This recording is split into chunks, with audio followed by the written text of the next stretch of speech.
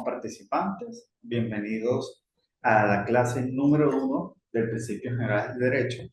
Sé bien yo que son estudiantes de la UniOjeda, ¿sí? En el convenio con la UniOjeda, con el Instituto de Estudios Superiores de Investigación y Posgrado, y así, Ventanas al Conocimiento. Sean todos bienvenidos a esta primera clase de Principios Generales del Derecho.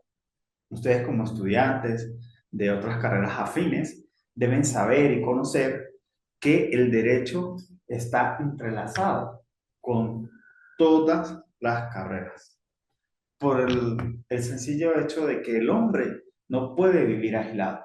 El hombre debe vivir en sociedad y para vivir en sociedad pues debe haber un conjunto de normas, de leyes, de ordenanzas y de principios generales que debe seguir para su perfecta organización y su perfecta subsistencia. Como les digo, esta mini experiencia de sociología, el hombre no puede vivir aislado, no puede apartarse e intentar vivir en una zona sin este tipo de herramientas legales que son necesarias, ¿sí? En todas las carreras que imparte nuestro convenio.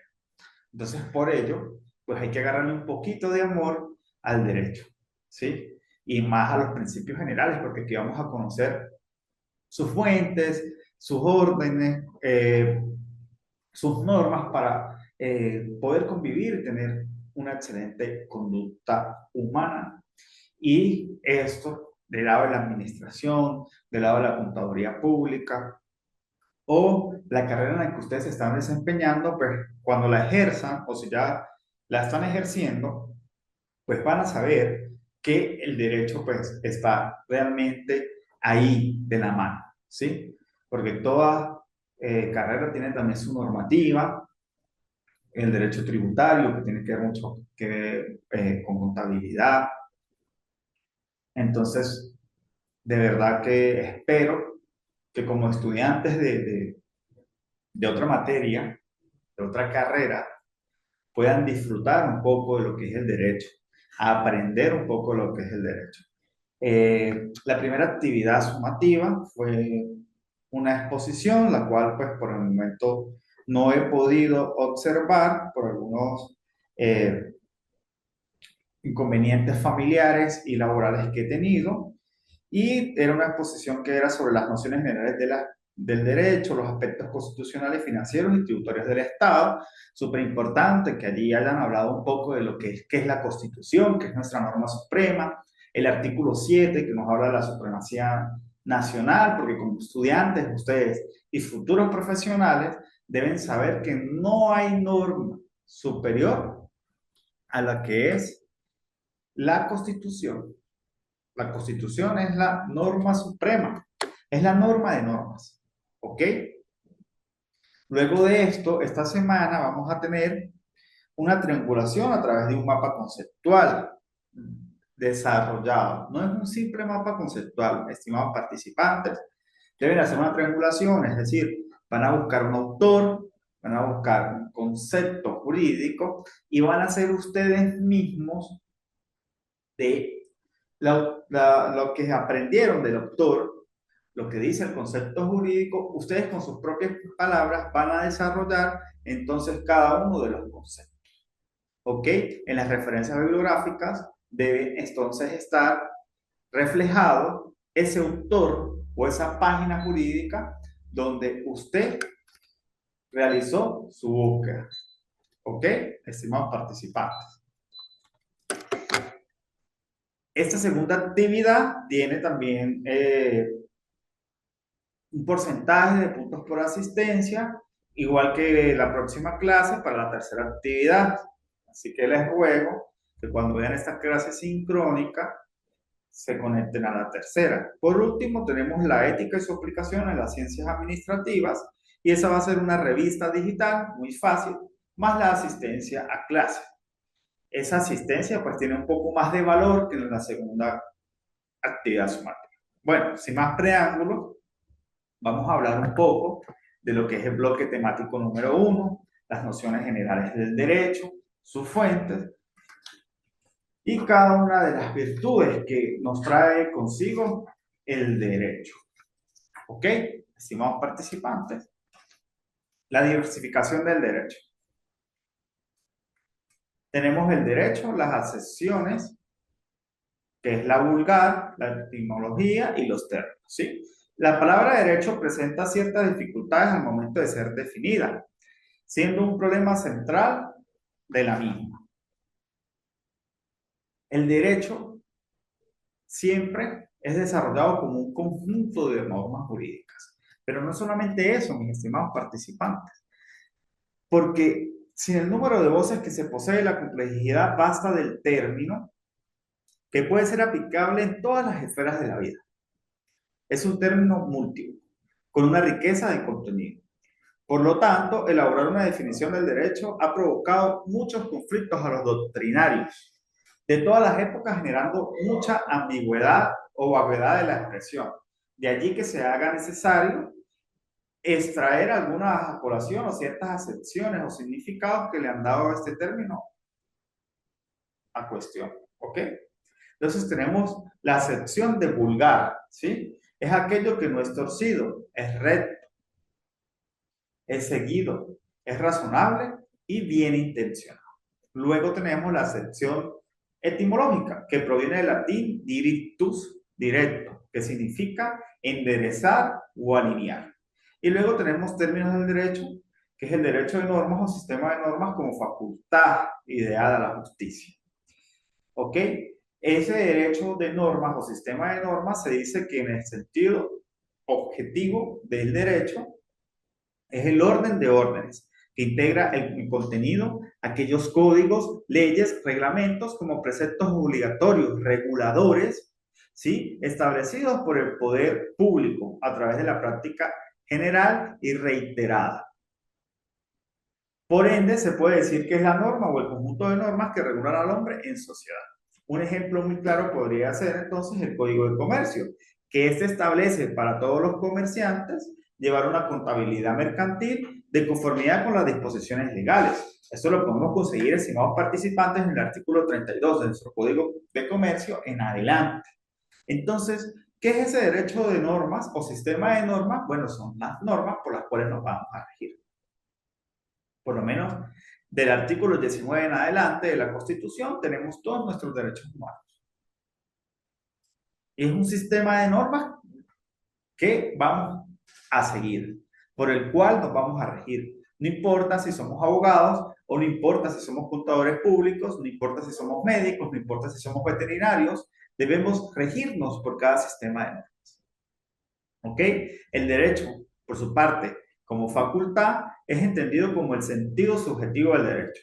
Se dice que es la facultad de obrar frente a los demás. Concebido por el derecho objetivo. Esa facultad consiste en hacer, poseer o exigir algo. Ejemplo, el derecho al trabajo. Artículo 87 de la Constitución de la República Bolivariana de Venezuela. También tenemos seguidamente el derecho como ciencia. Al estar en presencia de un conjunto de normas, de conocimientos sistematizados y ordenados por un objeto determinado y con un método propio, tenemos derecho entonces como ciencia. De allí que se afirma que el derecho surge de la propia convivencia civilizada, lo que les decía al principio. El hombre no puede vivir aislado, el hombre debe vivir en sociedad. ¿Ok?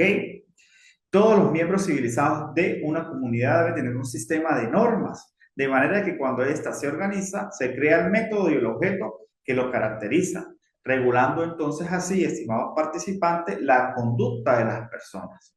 En un ordenamiento sistematizado y normativo, se garantiza entonces así lo que son los derechos y las obligaciones. Se dice que el derecho mercantil es una rama del derecho que se encarga del estudio de los comerciantes y de los actos de comercio, teniendo un método propio, que no es el mismo que el civil, que el mercantil, estimados participantes. Me gustaría que se pudieran conectar entonces para poder tener más práctica de lo que estamos diciendo, un debate, ¿ok? Y el derecho, como ideal de justicia, se asegura que el derecho es la expresión de los principios superiores de la justicia, ¿ok? Vamos a proseguir. con la diversificación del derecho. Aquí les tengo dura lex, sed lex. La ley es dura, pero es la ley. ¿Ok? Cuando hablamos de la diversificación del derecho, tenemos el derecho público, el derecho privado y el derecho social. Al hablar del derecho público es ese conjunto de normas reguladoras del orden jurídico relativo del Estado en sí, en las relaciones con los particulares y con otros estados, ¿sí? Generalmente tiende a arreglar los actos de las relaciones entre particulares cuando se desenvuelven dentro del interés general que tiene por el fin el Estado, en virtud de la delegación directa o mediata del poder público, ¿ok? Por ende, este se caracteriza por la regulación de las actividades del Estado o donde priva el interés público sobre el privado. ¿Ok? Generalmente existe una relación de subordinación entre el Estado y el particular. La justicia y el bien común, igual que la seguridad jurídica, constituyen la trilogía de los fines del derecho, que son indispensables. ¿Ok? La trilogía del derecho, que es, repito, la justicia, el bien común y la seguridad jurídica, es indispensable para vivir en sociedad, para tener una vida en común, orden, ¿ok? Si no existiera el derecho, todo sería una locura. Cuando hablamos del derecho privado, es ese conjunto de normas que rigen las relaciones entre particulares. Entonces, cuando hablamos de los derechos públicos, es del Estado con los particulares. Y cuando hablamos del derecho privado, es entre particulares. ¿Ok? Donde priva el interés privado sobre el colectivo, se caracteriza por existir una relación de subordinación entre los particulares y en casos excepcionales de los particulares y el Estado. Vamos a colocar un ejemplo muy sencillo. Un contrato de compraventa de una casa, ¿sí? Este contrato de compraventa de una casa se puede hacer de dos maneras, público y privado. Este público debe contener todos los pagos hacia la alcaldía, la carta catastral, etcétera, etcétera, etcétera. Luego nos vamos a dirigir al registro inmobiliario, donde vamos a introducir esa compraventa y el registro inmobiliario nos va a dar fe pública, ¿sí? De que efectivamente Pedro Pérez le compró una casa a María de los Palotes. Entonces, ella va a tener un documento que es público, donde la hace acreedora de esa propiedad. ¿Qué pasa cuando Pedro de los Palotes le da un documento privado a María Pérez? ¿Sí? Ahí hay una relación entre particulares. El documento es válido, ojo, ¿sí? Está firmado y tiene las huellas del comprador. Tiene fuerza ante terceros, sí es cierto, pero no tiene fe pública. Y es allí donde debe existir una demanda, ¿sí? Si no lo hacen de manera legal ante el registro inmobiliario, luego de que pueda surgir cualquier novedad, cualquier inconveniente, ella debe demandar. Porque ahí solamente hay una relación de subordinación entre particulares. No hay fe pública, el Estado no sabe que esa casa está a nombre de María. ¿Ok? Y luego tenemos el derecho social, que es ese conjunto de normas que no encuadran dentro del ámbito del derecho público o el derecho privado, pero que por su contenido tienen que proteger hechos sociales que no pueden quedar aislados de una protección jurídica especial. Mira, hay un tema ahorita que está sonando mucho sobre la protección animal. No hay una norma que regule de por sí, ¿sí? El maltrato animal, pero es un derecho social, ¿sí? Porque no sé quiénes estarán de acuerdo con esta teoría, pero es que una mascota es parte de nuestra familia. Entonces, aunque no hay una norma jurídica que me indique a priori si Pedro de los Palotes o si cualquier ciudadano comete maltrato animal, será penado, hasta el momento, bueno, que yo sepa no, hay un derecho social. Y entonces ya la Fiscalía de la República está buscando por dónde vamos a castigar. porque los animales, aunque no son seres humanos, son seres sintientes y son parte de nuestra familia. ¿Ok? Esta diversificación del derecho pues tiene varias ramas que debemos consultar, como podemos ver dentro de este cuadro. El derecho público se divide en derecho constitucional, en derecho administrativo, derecho penal, ambiental, tributario, financiero, procesal e internacional público.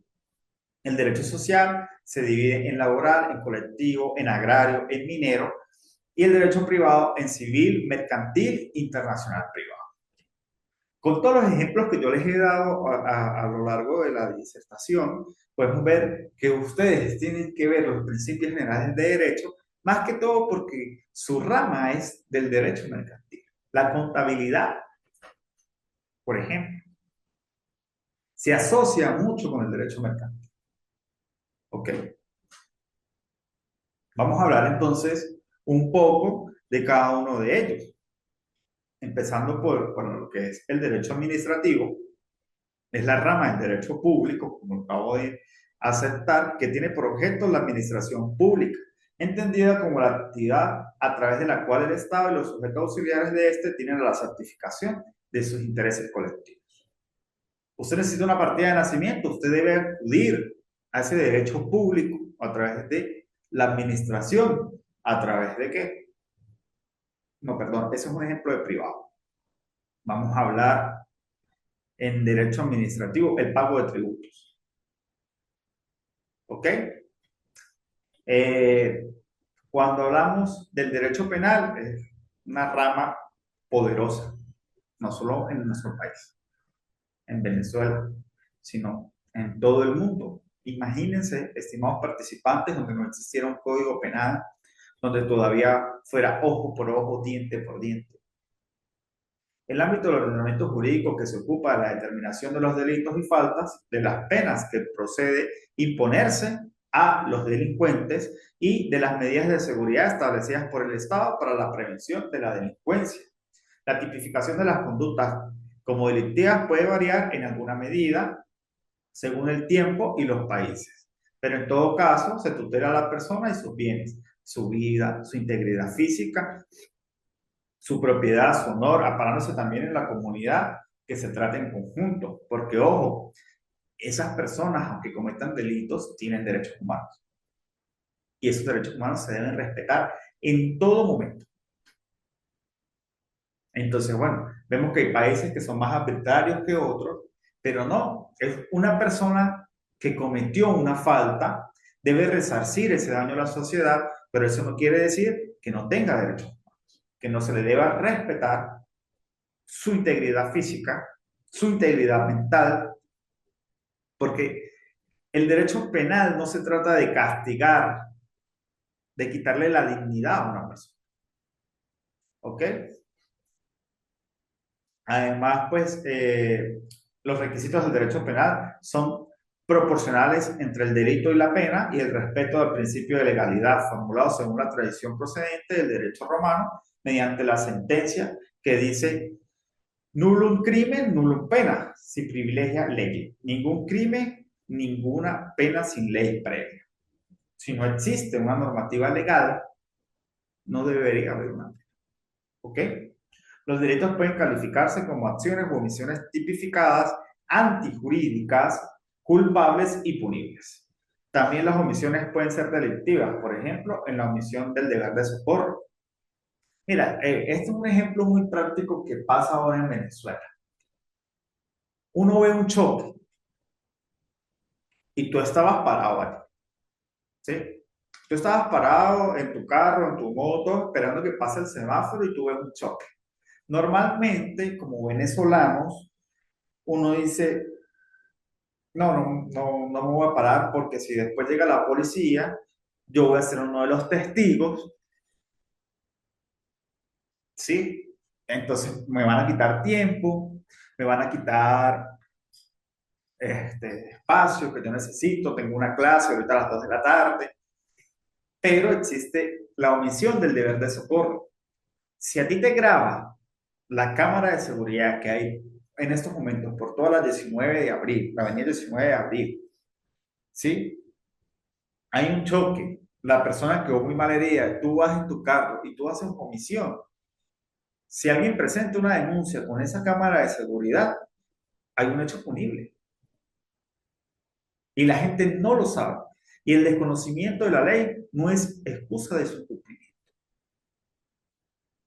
Porque en ese momento, si la persona está muy grave, tú la puedes subir a tu vehículo y la puedes llevar al hospital. ¿Ok? Entonces, es interesante lo que es el derecho en la sociedad, que debemos regirnos por esas normas. Vamos a hablar un poco ahora de lo que es el derecho procesal. Es la esfera del ordenamiento jurídico constituida por el conjunto de normas reguladoras de una serie o cadenas de actos sucesivos, relacionados entre sí y desarrollados de un modo ordenado, el conjunto de los cuales se llama proceso y tendientes a la obtención de un pronunciamiento judicial, en particular una sentencia. Por eso se llama derecho procesal, el proceso que busca la justicia, la verdad y una sentencia condenatoria. ¿Ok? El cumplimiento de dicho fallo varía según lo discutido en el proceso. Y ese proceso, pues, también va a discutirse en los tribunales que sean un derecho subjetivo, privado, en una relación laboral, un proceso laboral, un acto en el que intervenga la administración, un proceso contencioso administrativo o el esclarecimiento del delito o la falta, un proceso penal. Entonces podemos ver que ese derecho procesal se manifiesta en cada uno de los derechos. ¿Ok? No solamente es en el penal, no solamente es en el civil, sino también en el administrativo, en el laboral, dependiendo de cuál sea en ese momento, pues el proceso en sí. La facultad de los órganos jurisdiccionales del Estado de pedir la aplicación de normas a casos concretos para entender sobre las causas antes descritas y mediante cualquiera de los procedimientos que resulten pertinentes se llama acción, ¿sí? El vínculo que se establece entre los órganos jurisdiccionales y que hace valer su derecho de acción o defensa recibe el nombre de relación jurídica procesal. Entonces, tenemos que dentro del derecho procesal hay una acción y hay una relación jurídica procesal. El derecho procesal no solo tiene sentido y nace cuando se prescinde de la autodefensa para la solución de posibles controversias, cuando prohíbe que cada uno tome la justicia por su mano, asumiendo el Estado la misión de tutelar los derechos de los ciudadanos en todos sus aspectos. El derecho procesal, cuyo rango puede considerarse subsidiario o accesorio, constituye un medio para lograr el fin tutelar de los derechos, pero no deja de ser el derecho procesal una rama del derecho público. Regula la actividad de los órganos públicos. Cuando hablamos del derecho ambiental, ¿sí? Vamos a hablar que el medio ambiente o la ecología es relativamente reciente, ¿sí? Pero muy importante, estimados participantes. Aunque cuenta con algunos remotos orígenes romanos en las relaciones jurídicas entre colindantes de una vecindad, por ejemplo, acerca de la emisión de humos, ruidos y ejecución de actividades molestas, no es hasta los años 60 del siglo XX cuando cobra un gran impulso con diferencias según la fecha de la industrialización de cada país. Y es que es importantísimo. Mira, yo fui llamado a defender a una persona porque ella alegaba que por su casa no pasaba la basura hace 15 días, ¿sí? Y ella sacó la basura al frente de su casa y la quemó. Y obviamente en una comunidad sabemos que hay niños, que hay adultos mayores que pueden sufrir de ciertas enfermedades, asma, etcétera, etcétera. Entonces, eso también pues, puede ser perjudicial para la salud, para el derecho a la salud de esas personas. Entonces, ahí ella alegaba, la persona, que es que dónde quedaba su derecho a la recolección de la basura si ella estaba al día con la alcaldía. O sea, es que es impresionante el derecho, las ramas, el derecho ambiental que tiene que ver con todo. También una vez participé en Junín, me llamaron a la defensa para retirar un carro que la guardia, pues a través de una denuncia por contaminación sónica, había desalojado. ¿Okay? Entonces el derecho ambiental es importantísimo y a veces pensamos que no. Y en Venezuela hay muchísima normativa, muchísimas, estimados participantes, sobre lo que es el derecho ambiental. El derecho ambiental además adolece de una aplicación relativa escasa, del hecho de ser un inmenso y heterogéneo conjunto de normas dispersas en multitud de organismos públicos y semipúblicos, muchas veces contradictorias que hacen ocasiones difíciles de encontrar directamente, pues, las normas aplicables al caso. Sin embargo, por lo menos yo vi en estos momentos una publicidad del Ministerio Público donde se puede hacer una denuncia por maltrato animal ante la Fiscalía Ambiental. Entonces, vemos la amplitud. ¿Ok? Vamos a hablar un poco ahora, seguidamente, del derecho tributario, que es ese conjunto de normas, preceptos y principios legales que regulan las relaciones entre el Estado en cualquiera de sus manifestaciones, nación, Estado y municipalidades, ojo, muy importante esto, representadas por la hacienda pública y el contribuyente, que tiene por fin coayudar al sostenimiento de las cargas públicas del Estado y así obtener ingresos privados a través de los tributos que pueden ser impuestos, tasas o contribuciones para poder cubrir las necesidades públicas de carácter inmediatas o mediatas. Mira, por ahí me han consultado mucho por qué las tasas, tributos y los impuestos los cobran a tasa de euro en en las alcaldías. Y eso está bien. Existe una norma que lo especifica. No lo tengo ahorita en la mano, no lo recuerdo, pero para la próxima clase, si me acuerdo, les voy a dejar la norma, que eso está, vale la redundancia, normado. Las tasas, los impuestos y las contribuciones se estipularán a la tasa de mayor estipulación del Banco Central de Venezuela, en este caso, la tasa de... ¿Ok? Vamos a hablar un poco del derecho financiero. Ese conjunto de normas que regulan las actividades financieras del Estado, así pues forman parte de lo que es la subrama del derecho, los activos, los pasivos y las rentas que posee el Estado.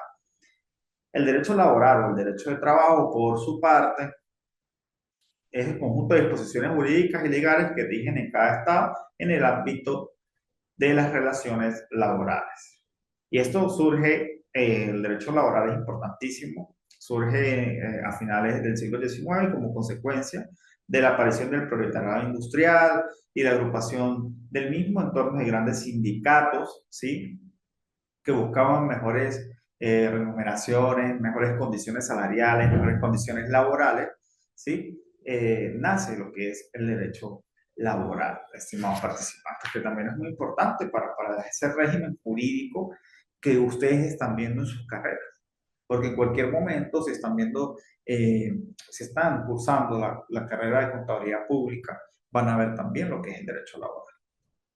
Al hablar del derecho agrario, es el conjunto de normas jurídicas que regulan la propiedad rústica de la tierra, así como lo concerniente a la actividad agrícola y pecuaria, siendo una subrama jurídica que tiene un gran futuro y bueno, eso lo podemos encontrar en el INTI, Instituto Nacional de Tierras, allí en la Quinta Avenida, en el viaducto viejo, ¿no? El derecho minero, por su parte, parte del derecho social, conjunto de normas jurídicas que regulan la vida de los que se dedican a esta actividad, ¿sí? A esos mineros, por ejemplo, en las minas de Lobatera, así como la exploración y explotación de las minas e hidrocarburos. ¿Okay? El derecho civil, por su parte, el derecho privado es ese conjunto de normas de instituciones destinadas a la protección y defensa de la persona y de los fines que son propias como esta.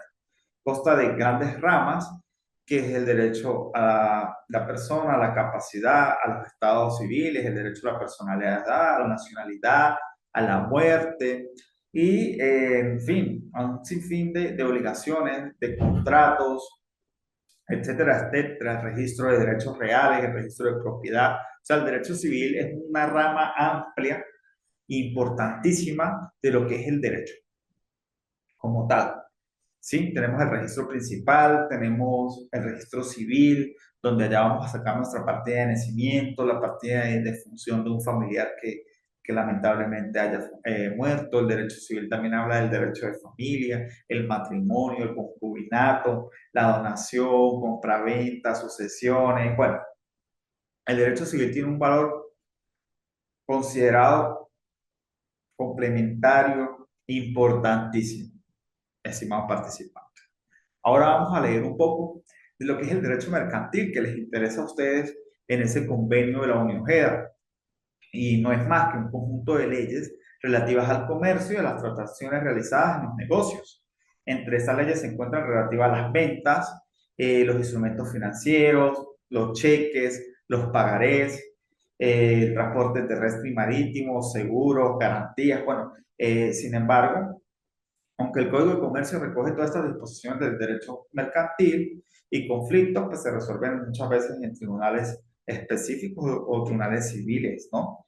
Sin embargo, yo creo que, bueno, Venezuela con el Código de Comercio, pues debe avanzar un poquito más y esto, pues, porque ya las transacciones, pues, prácticamente son digitales, ¿sí?